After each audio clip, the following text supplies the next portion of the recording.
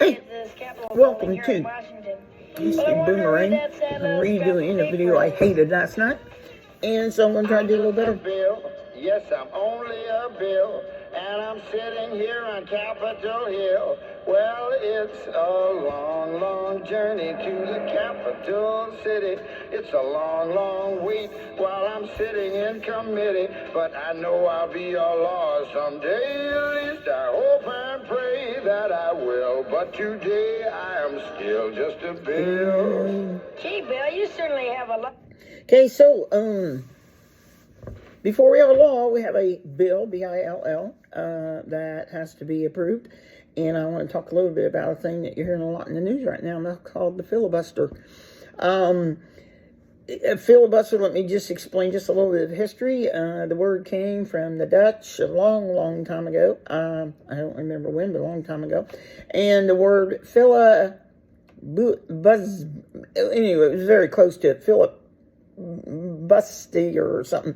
Anyway, it was a word they had for a pirate who pillaged and ravaged Spanish galleon ships and different things. So that's where the word actually came from, which is a pretty good word. I think that was 17th century, and in the 18th century it started being used politically. And what a filibuster is, it's if I explain it properly, which I think I can, it's a way for the minority in the Senate to either stop or hold up or delay the signature of a bill. It gives the minority much power. So, and that's what's happening right now in today's Senate. The Republicans the Democrats hold a small one vote lead in the Senate. So they want a certain bill passed, and the Republicans threatened to filibuster, which means it would hold that bill up, maybe even kill it. And so well,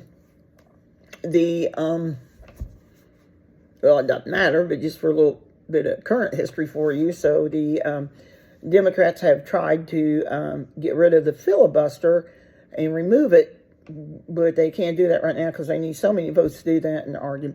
Anyway, that's irrelevant. But anyway, if you watch the news a lot, they keep continuing to talk about a senator named LaFollette that some years ago actually did the fourth longest filibuster in our country's history. And they've named him a couple times, and I thought, I don't know him. Well, no, because he was senator in 1908, so I wouldn't. So I looked it up to see a little bit about him. I'm going to tell you what I found out. Okay? So next time you hear them mention him on TV, remember this story I'm doing for you. Robert M Lafollette was one of those politicians that made the blood boil of different big money people, because you couldn't buy him with big money. He was honest. He's Republican too. Republican from Wisconsin. And he just wouldn't deal. And he wouldn't sacrifice his independence or his principles. He just would not do it. And the people that had big money thought that was the worst kind of politician you could have that couldn't be reached. So on May 29th and 30th, 1908, there was a bill that they were trying to pass, and the Democrats would have been in power then, called the Aldrich-Vreeland bill. And what it did, it was a perfectly legitimate bill, and they wanted to, the way the book says it is, they wanted to allow the currency to increase in a time of panic. So in my own words, I'll tell you what they were trying to do is give power to the national government to loan banks money if the banks needed it in this time of need. So that's what it really said in everyday language. But for some reason, LaFollette disliked it. He didn't want it. And he began a filibuster of it at 20 minutes past 12 noon on the afternoon of May 29th. And he kept this up for hour after hour after hour after hour. Once you filibuster, you go to the Senate floor and you must talk or threaten to talk and hold the floor, you can't leave. You can't take a break and go eat. You can't take a break and go pee or poop or anything. And if you need some food, you have to eat it out there while you're talking.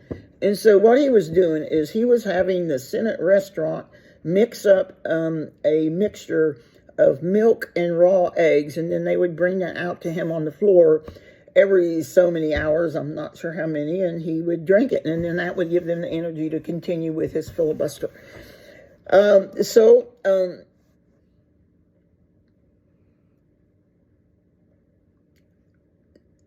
was trying to look where here. I'm sorry, I lost my place. I'm trying to make this better than last night.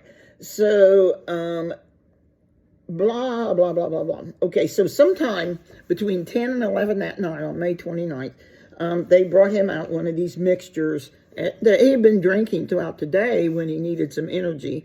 He started drinking the mixture of milk and the raw eggs, and it didn't taste like the other ones did. And his face just like, something's not right here. So he quit drinking it, and he sent it back to the kitchen with orders to test that, because he actually thought that someone was trying to poison him, maybe one of the big business people.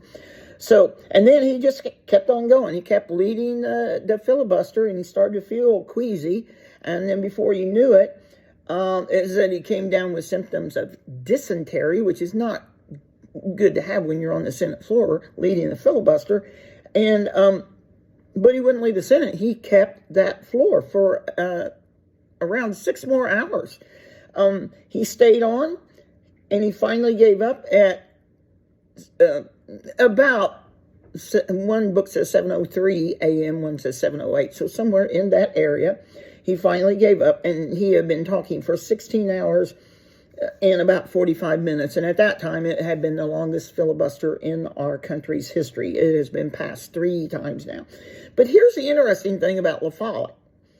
Sometime after that, the results came back from the mixture of milk and eggs, and it did have a third ingredient in it, and it did have enough poison in it to kill a person.